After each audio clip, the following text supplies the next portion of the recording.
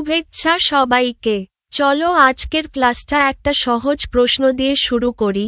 আমরা যে খাবার খাই, যে পোশাক পরি, যে বাসে চড়ে স্কুলে আসি বা যে চিকিৎসা নেই, এসবের পেছনে আসলে কি কাজ করে? এই প্রশ্নের উত্তর লুকিয়ে আছে বাংলাদেশের অর্থনীতিতে।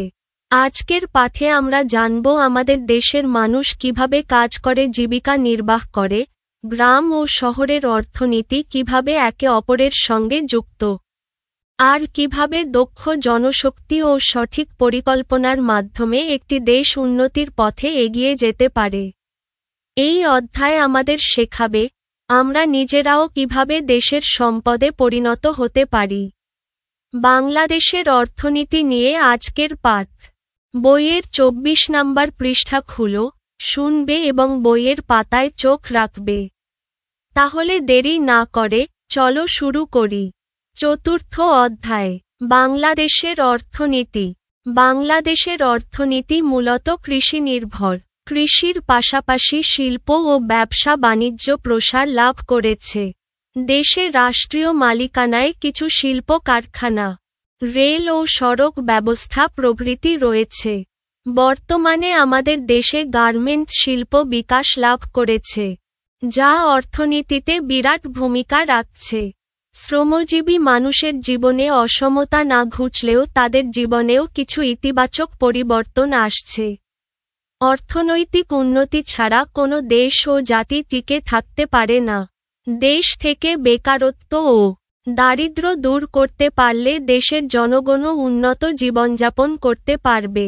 এই অধ্যায়ের পাঠগুলোতে আমরা সেই বিষয়ে জানতে পারব।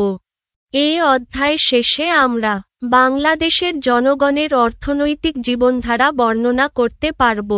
গ্রাম ও শহরের অর্থনৈতিক কাজ বর্ণনা করতে পারব। শহর ও গ্রামের অর্থনীতির তুলনা করতে পারব। বাংলাদেশের অর্থনীতির প্রধান প্রধান খাতের বর্ণনা করতে পারব। বাংলাদেশের অর্থনৈতিক উন্নয়নের গুরুত্ব উপলব্ধি করতে পারব। বাংলাদেশের অর্থনৈতিক উন্নয়নের সম্ভাবনা ব্যাখ্যা করতে পারব। বাংলাদেশের জনসংখ্যা কিভাবে সম্পদ হতে পারে তা ব্যাখ্যা করতে পারব। বাংলাদেশের অর্থনৈতিক কার্যাবলী সম্পর্কে সচেতন হব এবং নিজেকে দক্ষ সম্পদে পরিণত করতে উদ্বুদ্ধ হব। পাঠ ১ ও ২, অর্থনৈতিক জীবনধারা। কোনো সমাজ বা জনগোষ্ঠী সাধারণত যে ধরনের অর্থনৈতিক কাজ করে জীবনধারণ করে তাকেই ওই সমাজ বা জনগোষ্ঠীর অর্থনৈতিক জীবনধারা বলে। বাংলাদেশের গ্রামাঞ্চলের অধিকাংশ মানুষ কৃষিজীবী। জমিতে চাষ করে তারা শস্য উৎপাদন করে, তা দিয়ে নিজেদের খাদ্যের চাহিদা মেটায়। উৎপাদিত ফসলের একটা অংশ তারা বাজারে বিক্রি করে, সেই অর্থে সংসারের অন্যান্য প্রয়োজন মেটায়। বাড়তি শস্য উৎপাদন করে তারা দেশবাসীর খাদ্যের যোগান দেয়।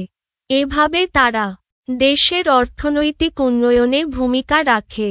একইভাবে শহরাঞ্চলের শ্রমিক, শিল্পপতি, চাকরিজীবী ও ব্যবসায়ীদের অর্থনৈতিক জীবনধারাও শিল্প কিংবা ব্যবসা কেন্দ্রিক। বাংলাদেশের গ্রামীণ অর্থনীতি। বাংলাদেশের বেশিরভাগ মানুষ গ্রামে বাস করে। গ্রামের অধিকাংশ লোক কৃষিজীবী। কৃষিই তাদের জীবিকার প্রধান অবলম্বন। এমনকি যাদের নিজস্ব জমি নেই তারাও অন্যের জমিতে কাজ করে জীবিকা নির্বাহ করে। অর্থাৎ দেশের কয়েক কোটি মানুষ তাদের জীবিকার জন্য সরাসরি কৃষির উপর নির্ভরশীল। সেই কারণে বাংলাদেশকে কৃষিনির্ভর দেশ বলা হয়। কৃষিকাজ ছাড়াও গ্রামের মানুষের একটা অংশ জেলে, তাঁতি, কামার, কুমার, ছুতার, মুদি হিসেবে তাদের জীবিকা নির্বাহ করে। কিছু কিছু লোক গ্রামের হাট বাজার বা কাছাকাছি শহরে গঞ্জে ছোটখাটো ব্যবসা করে।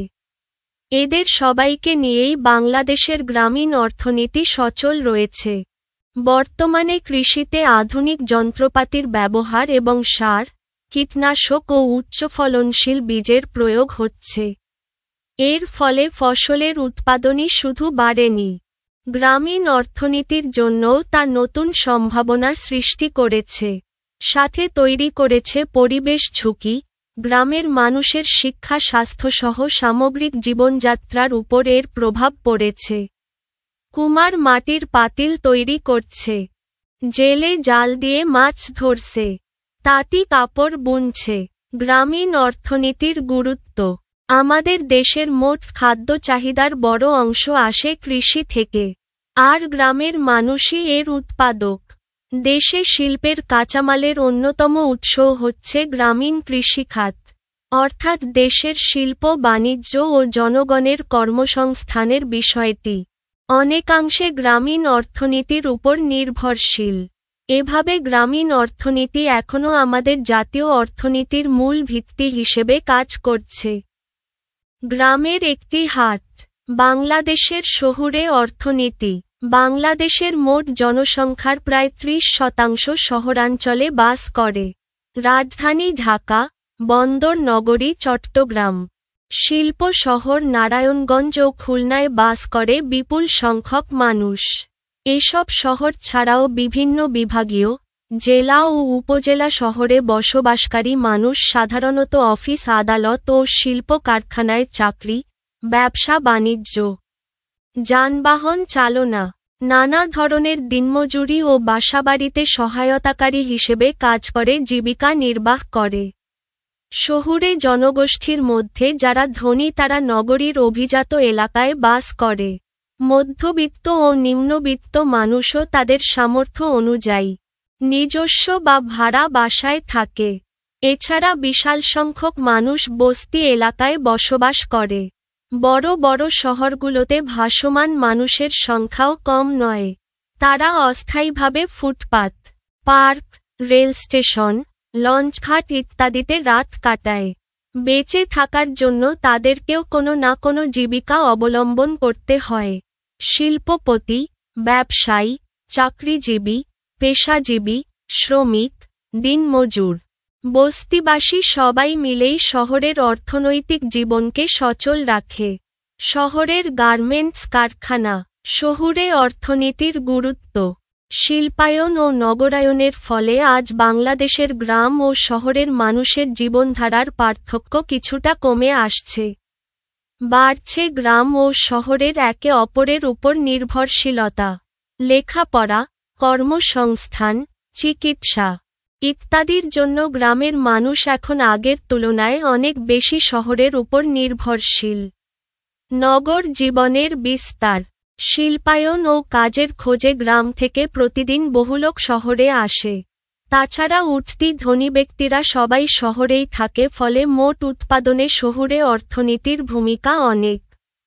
ফলে জাতীয় অর্থনীতিতে শহুরে জনগণের ভূমিকা দিন দিন আরও গুরুত্বপূর্ণ হয়ে উঠেছে। কাজ। বাংলাদেশের গ্রাম ও শহরের অর্থনৈতিক কাজের গুরুত্ব চিহ্নিত করো। গ্রামীণ অর্থনৈতিক কাজের গুরুত্ব। দেশের প্রধান খাদ্য চাহিদা কৃষিখাত থেকেই পূরণ হয়। শিল্পকারখানার জন্য কাঁচামাল সরবরাহ করে গ্রাম। বিপুল জনগোষ্ঠীর কর্মসংস্থান সৃষ্টি হয় কৃষি ও গ্রামীণ পেশায়। জাতীয় অর্থনীতির ভিত্তি হিসেবে গ্রামীণ অর্থনীতি কাজ করে। দেশের খাদ্য নিরাপত্তা ও দারিদ্র্য হ্রাসে গুরুত্বপূর্ণ ভূমিকা রাখে। শহুরে অর্থনৈতিক কাজের গুরুত্ব। শিল্প, গার্মেন্টস ও ব্যবসা বাণিজ্যের মাধ্যমে জাতীয় আয় বৃদ্ধি করে। রপ্তানি আয় অর্জনে শহরের শিল্পখাত বড় ভূমিকা রাখে। গ্রাম থেকে আসা মানুষের জন্য নতুন কর্মসংস্থানের সুযোগ সৃষ্টি হয়। শিক্ষা, চিকিৎসা ও প্রযুক্তির মাধ্যমে মানব সম্পদ উন্নয়ন হয়।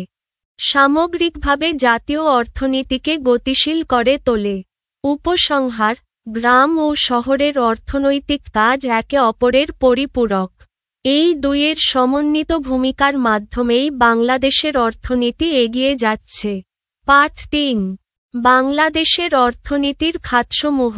পৃথিবীর অনেক দেশের মতো আমাদের অর্থনীতিরও প্রধান খাতগুলো হল কৃষি, শিল্প, ব্যবসা বাণিজ্য ও সেবা খাত। তবে এছাড়াও বাংলাদেশের অর্থনীতিতে প্রবাসীদের প্রেরিত অর্থ একটা বড় ভূমিকা রাখে। ক. কৃষি।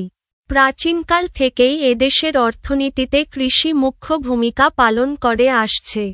বর্তমানেও এদেশের বেশিরভাগ মানুষ জীবিকার জন্য কৃষির উপর নির্ভরশীল। ধান, পাট, চা, ডাল, রবি শস্য, শাকসবজি ও ফলমূল উৎপাদন, বনজ সম্পদ, পশুপালন ও মৎস্য চাষকে কৃষিখাতের মধ্যে ধরা হয়। আমাদের জাতীয় অর্থনীতিতে কৃষির অবদান প্রায় 12%। খ শিল্প, কারখানায় উৎপাদিত সামগ্রী, বিদ্যুৎ, গ্যাস, খনিজ সম্পদ, দালান কোঠা বা অবকাঠামো নির্মাণ এই খাতের অন্তর্ভুক্ত।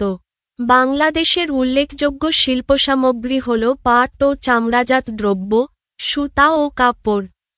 এছাড়া রয়েছে কাগজের কল, তৈরি পোশাক শিল্প, আসবাবপত্র তৈরির কারখানা, চিনি কল ও অন্যান্য প্রক্রিয়াজাতকৃত খাদ্য শিল্প, পেট্রোল ও রাসায়নিক দ্রব্য উৎপাদন শিল্প, ঔষধ শিল্প ইত্যাদি। জিডিপিতে শিল্পখাতের অবদান প্রায় 38%। গ ব্যবসা বাণিজ্য, অভ্যন্তরীণ ও বৈদেশিক বাণিজ্যও আমাদের অর্থনীতির একটি প্রধান খাত। অভ্যন্তরীণ বাণিজ্য বলতে দেশের ভেতরে ব্যক্তিগত ও প্রাতিষ্ঠানিক উদ্যোগে জিনিসপত্র কেনাবেচাকে বোঝায়। দেশের অর্থনীতিকে সচল রাখতে এই অভ্যন্তরীণ বাণিজ্য একটি গুরুত্বপূর্ণ ভূমিকা পালন করে। দেশের অভ্যন্তরীণ চাহিদা মেটাতে আমরা যেমন কিছু পণ্য বিদেশ থেকে আমদানি করি, তেমনি যেসব পণ্য আমাদের দেশে পর্যাপ্ত পরিমাণে উৎপন্ন হয় তার একটি অংশ বিদেশে রপ্তানিও করি। এভাবে রপ্তানিকৃত পণ্য থেকে অর্জিত বৈদেশিক মুদ্রা আমাদের অর্থনীতিকে শক্তিশালী করে। ঘ সেবা খাত, যে কোনো দেশের অর্থনীতিতে সেবা খাত একটি বড় ভূমিকা পালন করে। শিক্ষা, স্বাস্থ্য, আবাসন, পরিবহন বা যোগাযোগ ব্যবস্থা, ব্যাংক, বীমা, জনপ্রশাসন, আইন শৃঙ্খলা বাহিনী এগুলো হলো সেবা খাতের উদাহরণ। সরকারি ও বেসরকারি উভয় উদ্যোগেই এই খাতটি পরিচালিত হয়। যে দেশ যত উন্নত এবং জনগণের কল্যাণকে যত বেশি গুরুত্ব দেয়, সেখানে এই সেবা খাতটি ততই শক্তিশালী। জিডিপিতে সেবা খাতের অবদান প্রায় 52%। প্রবাসীদের পাঠানো রেমিট্যান্স, বাংলাদেশের অর্থনীতিতে প্রবাসীদের পাঠানো অর্থ বিরাট ভূমিকা রাখে। তবে তাদের জন্য সরকারি সুযোগ সুবিধা ততটা না থাকলেও তারা দেশের অর্থনীতির মূল স্তম্ভ। আধুনিক রাষ্ট্রে কৃষি, শিল্প, ব্যবসা ও সেবা এই খাতগুলোর কোনোটির গুরুত্ব অন্যটির চেয়ে কম নয়। কৃষিখাত দেশের মানুষের খাদ্য চাহিদা পূরণ করার পাশাপাশি শিল্পের জন্য কাঁচামাল সরবরাহ করে। শিল্পখাত খাদ্য, বস্ত্র, ঔষধ, আবাসন প্রভৃতির চাহিদা মেটানো ছাড়াও নাগরিকদের জন্য কর্মসংস্থানের সুযোগ সৃষ্টি করে। ব্যবসা খাত অভ্যন্তরীণ বাজারে পণ্য সামগ্রীকে সহজলভ্য করার পাশাপাশি বিদেশ থেকে মূল্যবান বৈদেশিক মুদ্রা উপার্জন করে। সেবা খাত দেশের মানুষের জীবনমানের উন্নতির জন্য কাজ করে। কাজ 1, বাংলাদেশের সেবা খাতের একটি তালিকা তৈরি করো। বাংলাদেশের সেবা খাতের অন্তর্ভুক্ত প্রধান সেবাগুলো হল: শিক্ষা সেবা, বিদ্যালয়, কলেজ, বিশ্ববিদ্যালয়, প্রশিক্ষণ প্রতিষ্ঠান; স্বাস্থ্যসেবা, হাসপাতাল, ক্লিনিক, চিকিৎসক, নার্সিং সেবা; পরিবহন সেবা, বাস, ট্রেন, লঞ্চ, বিমান, রিকশা ইত্যাদি; যোগাযোগ সেবা, ডাক বিভাগ, টেলিযোগাযোগ, ইন্টারনেট; ব্যাংকিং সেবা, বীমা সেবা; আবাসন ও গৃহ নির্মাণ সেবা; বিদ্যুৎ, গ্যাস ও পানি সরবরাহ সেবা; জনপ্রশাসন, সরকারি দপ্তর ও কর্মচারী; আইন শৃঙ্খলা বাহিনী, পুলিশ, র্যাব, বিজিবির; পর্যটন ও হোটেল সেবা। উপসংহার: সেবা খাত মানুষের দৈনন্দিন জীবনকে সহজ ও নিরাপদ করে এবং দেশের সামগ্রিক উন্নয়নে গুরুত্বপূর্ণ ভূমিকা রাখে। কাজ 2, দলে ভাগ হয়ে বাংলাদেশের অর্থনীতির বিভিন্ন খাতের গুরুত্ব তুলে ধরো। দল 1, কৃষি খাতের গুরুত্ব। দেশের মানুষের প্রধান খাদ্য চাহিদা পূরণ করে। গ্রামীণ জনগোষ্ঠীর জন্য বৃহৎ কর্মসংস্থান সৃষ্টি করে। শিল্পখাতের জন্য কাঁচামাল সরবরাহ করে। দারিদ্র্য হ্রাস ও খাদ্য নিরাপত্তা নিশ্চিত করে। দল ২ শিল্প খাতের গুরুত্ব। জাতীয় আয় ও জিডিপি বৃদ্ধি করে। বিপুল মানুষের কর্মসংস্থান সৃষ্টি করে। রপ্তানির মাধ্যমে বৈদেশিক মুদ্রা অর্জন করে। দেশের অবকাঠামো ও শিল্পায়নে গতি আনে। দল ৩ ব্যবসা বাণিজ্য খাতের গুরুত্ব। পণ্য উৎপাদক থেকে ভোক্তার কাছে সহজে পৌঁছে দেয়। অভ্যন্তরীণ ও বৈদেশিক বাণিজ্যে অর্থনীতিকে সচল রাখে। আমদানি রপ্তানির মাধ্যমে দেশের চাহিদা পূরণ ও আয় বৃদ্ধি করে। নতুন উদ্যোক্তা ও স্বনিযুক্তির সুযোগ সৃষ্টি করে। দল ৪ সেবা খাতের গুরুত্ব। শিক্ষা ও স্বাস্থ্যসেবার মাধ্যমে মানব সম্পদ উন্নয়ন করে। যোগাযোগ ও পরিবহন ব্যবস্থার উন্নয়নে অর্থনৈতিক গতি বাড়ায়। ব্যাংক বীমার মাধ্যমে অর্থনৈতিক নিরাপত্তা নিশ্চিত করে। মানুষের জীবনমান উন্নত করে।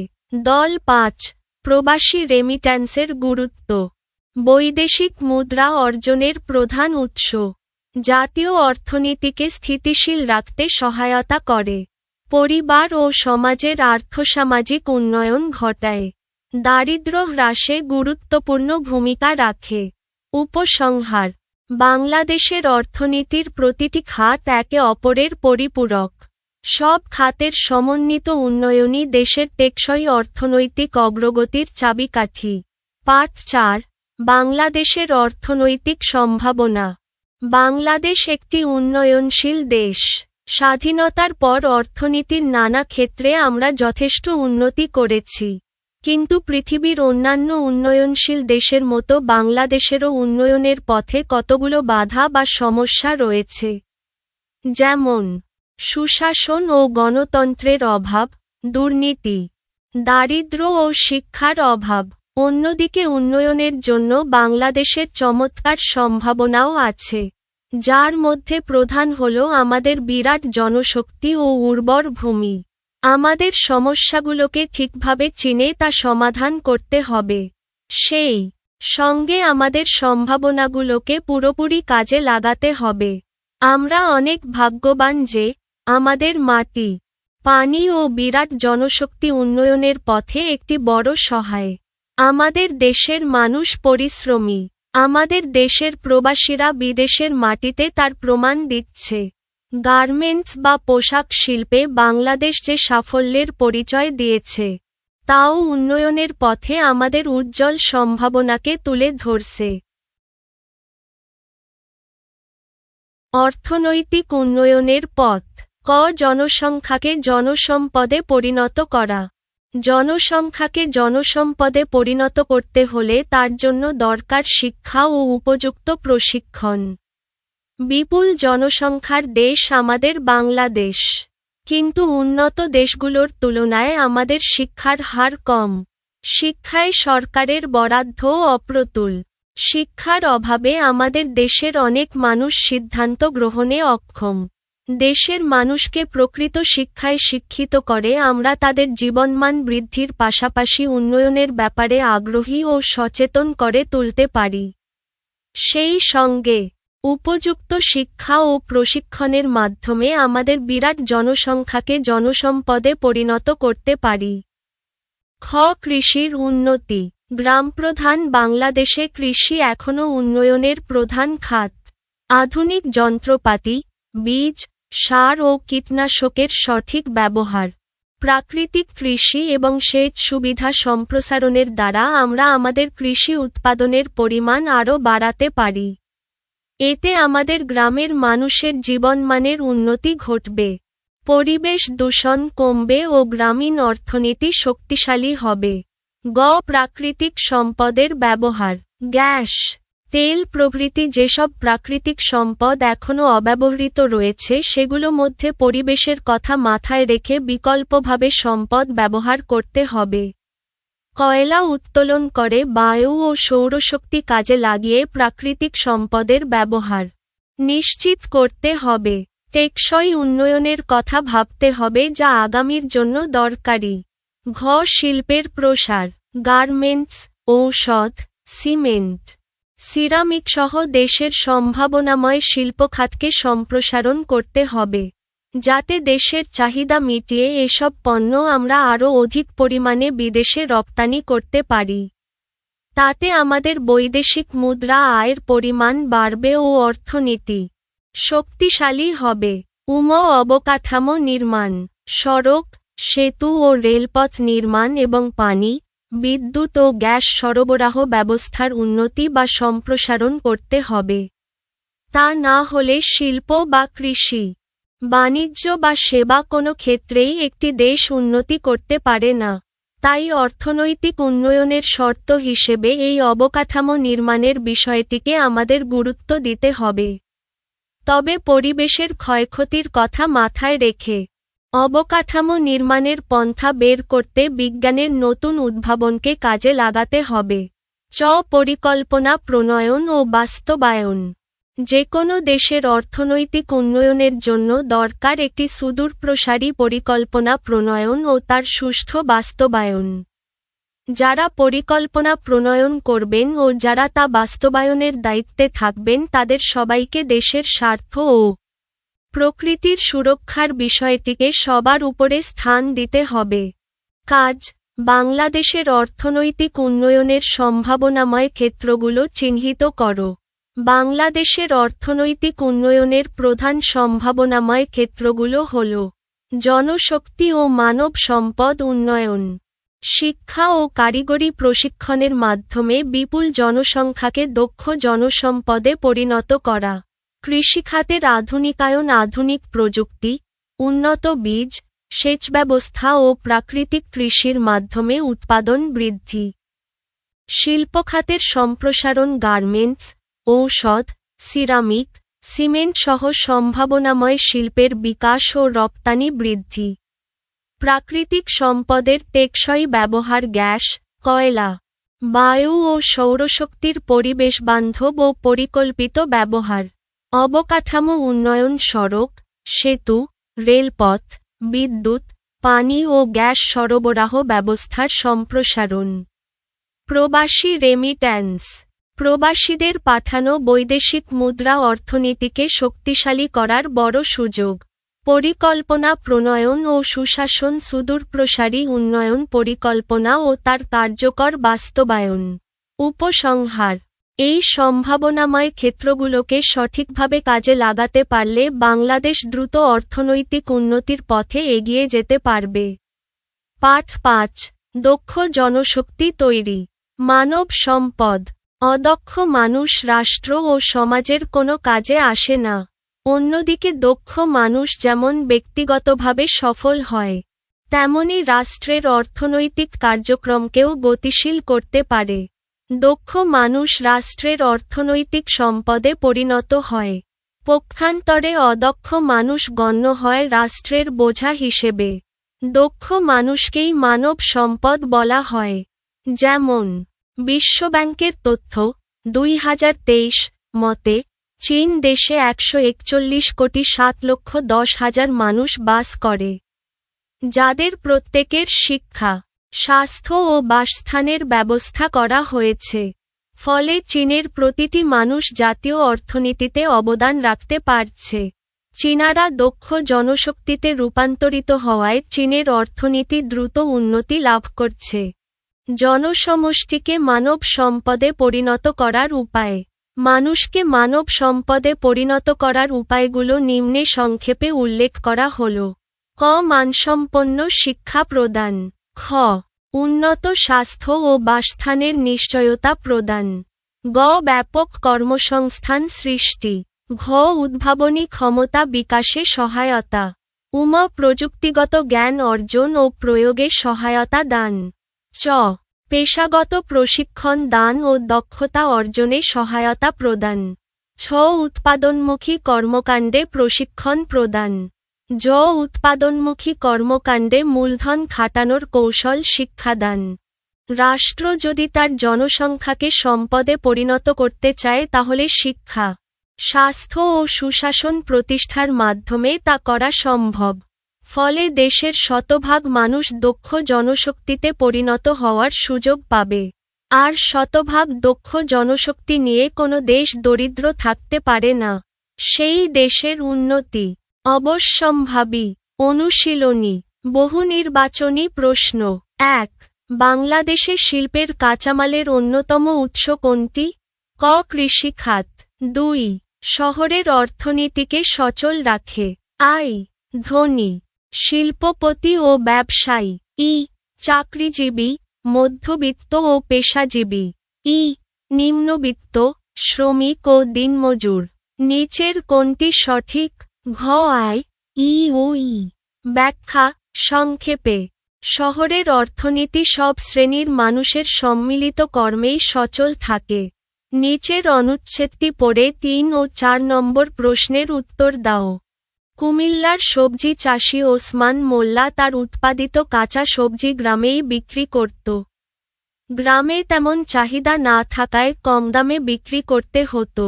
মেঘনা সেতু নির্মাণের পর এখন প্রায় সে প্রতিদিন ঢাকায় এসে সবজি বিক্রি করাই তার আয় ৩ গুণ বেড়ে যায়।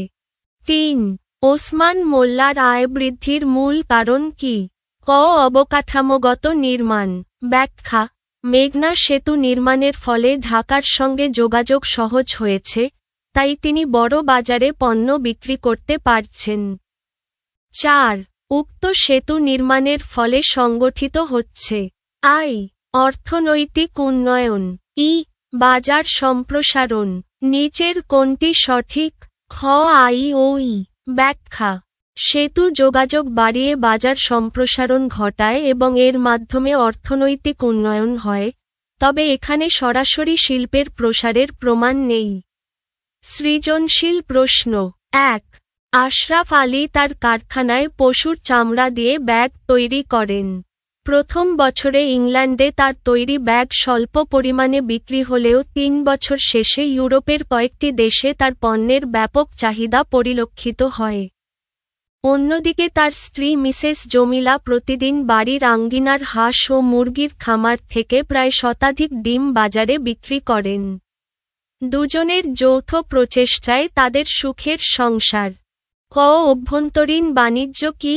উত্তর দেশের ভেতরে ব্যক্তিগত বা প্রাতিষ্ঠানিক উদ্যোগে পণ্য ও সেবার ক্রয় বিক্রয় কার্যক্রমকেই অভ্যন্তরীণ বাণিজ্য বলা হয়। খ.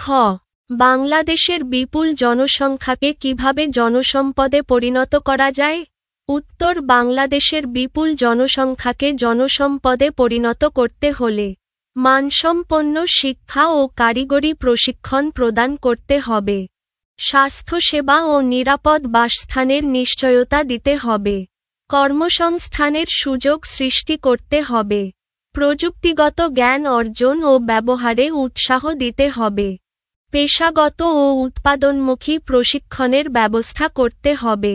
সুশাসন ও দক্ষ পরিকল্পনার মাধ্যমে মানব সম্পদ উন্নয়ন নিশ্চিত করতে হবে। গ. মিসেস জমিলার কাজটি অর্থনীতির কোন খাতের বৈশিষ্ট্যের সাথে সঙ্গতিপূর্ণ? ব্যাখ্যা করো। উত্তর মিসেস জমিলার কাজটি কৃষিখাতের বৈশিষ্ট্যের সাথে সঙ্গতিপূর্ণ। ব্যাখ্যা কৃষিখাতের আওতায় ফসল উৎপাদনের পাশাপাশি পশুপালন ও হাঁস মুরগি পালন অন্তর্ভুক্ত। মিসেস জমিলা বাড়ির আঙ্গিনায় হাঁস ও মুরগি পালন করে সেখান থেকে ডিম উৎপাদন করছেন এবং তা বাজারে বিক্রি করছেন। এটি সরাসরি প্রাকৃতিক সম্পদ ও জীবজ সম্পদের ওপর নির্ভরশীল একটি উৎপাদনমূলক কাজ।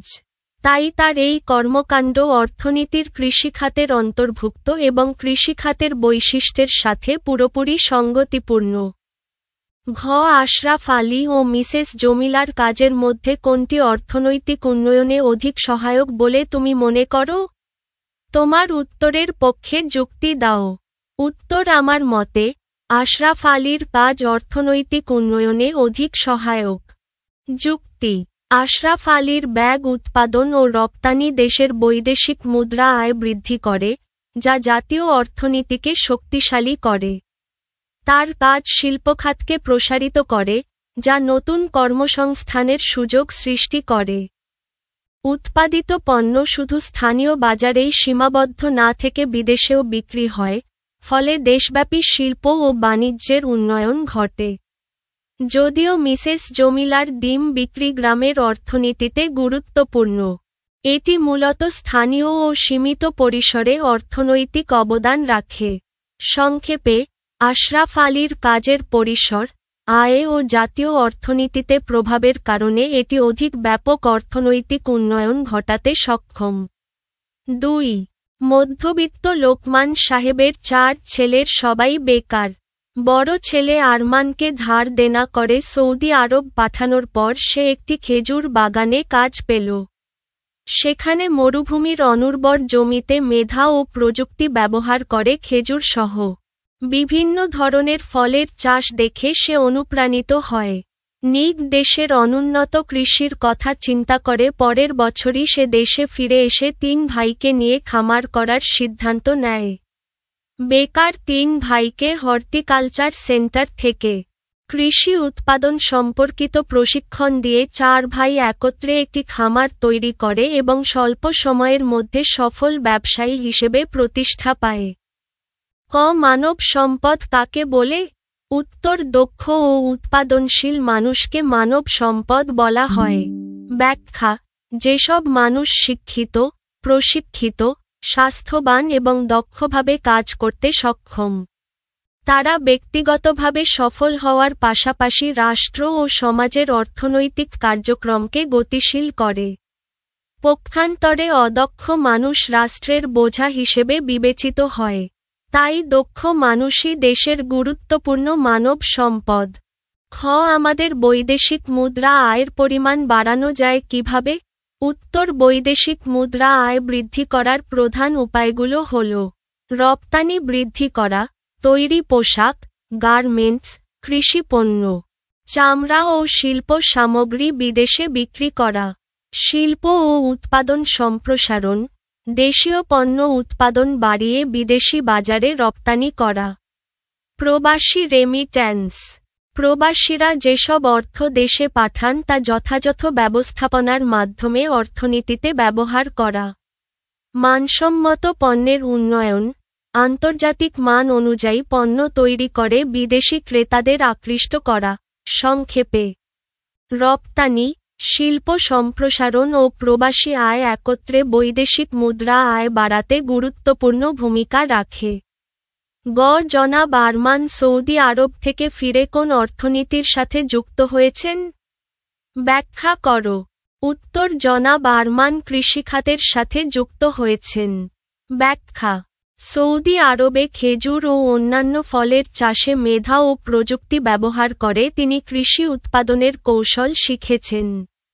দেশে ফিরে ৩ ভাইকে হর্টিকালচার সেন্টার থেকে কৃষি উৎপাদন সম্পর্কিত প্রশিক্ষণ দিয়ে তারা স্বল্প সময়ে একটি খামার স্থাপন করেছেন এবং কৃষি উৎপাদনের মাধ্যমে পণ্য উৎপাদন ও বাজারজাত করতে শুরু করেছেন।